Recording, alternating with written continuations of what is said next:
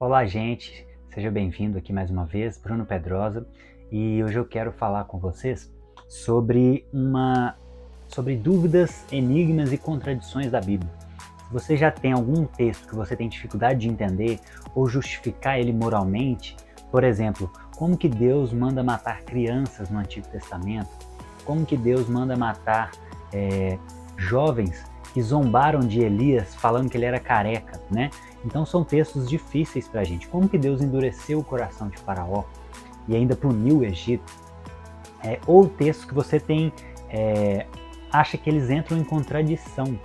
Então, se você tem algum desses textos, já deixa aqui no comentário que eu vou começar uma nova série falando de algumas aparentes contradições da Bíblia. E eu quero usar esse livro aqui como referência, ó. É o Norman Geisler e o Thomas Howley, Manual Popular de Dúvidas, Enigmas e Contradições da Bíblia. Contradições entre aspas, né?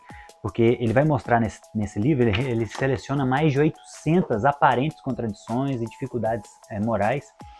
E ele vai mostrar que com um pouco de bom senso e entendimento do todo da Escritura, um pouco de entendimento de história, a gente consegue resolver essas aparentes contradições. E eu queria começar hoje com um texto que é muito interessante. Olha só, Lucas 23, 39 diz o seguinte, Lucas 23, 39. Um dos malfeitores crucificados blasfemava contra Jesus, dizendo, não és tu o Cristo, salva-te a ti mesmo.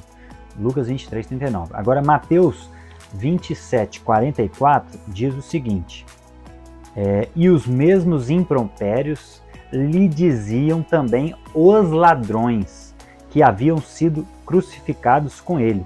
Então Mateus fala os ladrões, Lucas fala um dos malfeitores. E aí, a Bíblia se contradiz?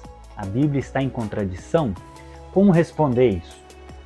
O Norman Geisler, nesse livro, ele vai falar o seguinte, olha, isso é facilmente resolvido supondo que inicialmente os dois injuriavam o Senhor, mas depois um deles se arrependeu, foi aquele que falou com Jesus, até exortou o outro malfeitor, nós estamos aqui porque nós merecemos, ele não fez nada para merecer, e aí ele falou com Jesus, lembra de mim quando chegares no paraíso, e Jesus falou, ainda hoje estará comigo no paraíso. Então, se inicialmente os dois injuriavam e depois um se arrependeu, e provavelmente ele levanta essa hipótese, talvez ele ficou impressionado ao ver Jesus perdoando aqueles que o crucificavam. Gente, nada mais absurdo, entre aspas, para a humanidade, para a nossa desumanidade, do que você demonstrar amor por aquelas pessoas que estão te demonstrando ódio. Isso fere a nossa racionalidade, a nossa essência como ser humano que é infectado pela queda, né? Isso é fruto da queda, porque isso é o certo a se fazer. Então, provavelmente aquele homem ficou tão impactado com isso que em algum momento ele se arrependeu e falou para Jesus e se entregou para Jesus, né? E então é totalmente possível isso ter acontecido. Então, Mateus foca na questão, Mateus fala os dois, né? Mateus foca na questão inicial, que os dois blasfemavam, e Lucas foca na conversão daquele outro homem. E aí por isso que ele fala um. E aí a gente precisa lembrar de um tema, de um ponto, que é muito importante quando a gente vai tentar entender essa questão apologética da Bíblia, principalmente para a gente explicar para aqueles que criticam a Bíblia de uma forma coerente. É um termo que chama psicologia do testemunho. O que é psicologia do testemunho, gente? Todas as pessoas gravam as informações de forma diferente no cérebro. Isso é usado inclusive em tribunais.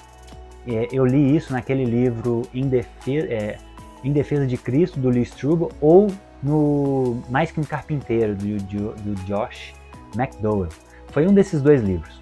E ele explica o seguinte, se 10 pessoas presenciarem um mesmo fato, quando elas forem relatar para terceiros depois de algum tempo, elas vão lembrar de detalhes diferentes daquele mesmo acontecimento, mesmo se elas estiverem no mesmo local. Por quê? Por causa dessa psicologia do testemunho. Uma pessoa mais emotiva, talvez ela vai lembrar de um fato de alguém que estava chorando. Uma outra pessoa que é mais racional, ela vai lembrar talvez de uma hora exata. E aí quando você vai olhar essas afirmações, elas vão ter diferenças nas periferias, mas a essência, se elas presenciaram o mesmo fato, a essência tem que ser a mesma. Elas podem haver divergência em fatos periféricos. Um falou uma hora, outro falou outra, mas porque um é mais preciso que o outro focou mais na questão emocional, e aí ele foi falar, não, era 5 horas da tarde. Mas aí, por quê? Porque ele lembrou do sol. Mas o outro, o fato aconteceu quando o sol já tinha se posto, um pouco depois já tinha se posto, então ele foi mais preciso. E é exatamente isso que a gente deve aplicar nas escrituras. São relatos independentes de pessoas diferentes, para públicos diferentes, então é totalmente compreensível que eles vão colocar detalhes diferentes, tá bom? Então, se você gostou desse vídeo, deixa o seu comentário, o seu like aqui e já deixa no comentário algum texto que você tem dificuldade para a gente tentar fazer os próximos vídeos com relação a isso, tá bom? Um abraço para vocês, fiquem com Deus, até o próximo vídeo.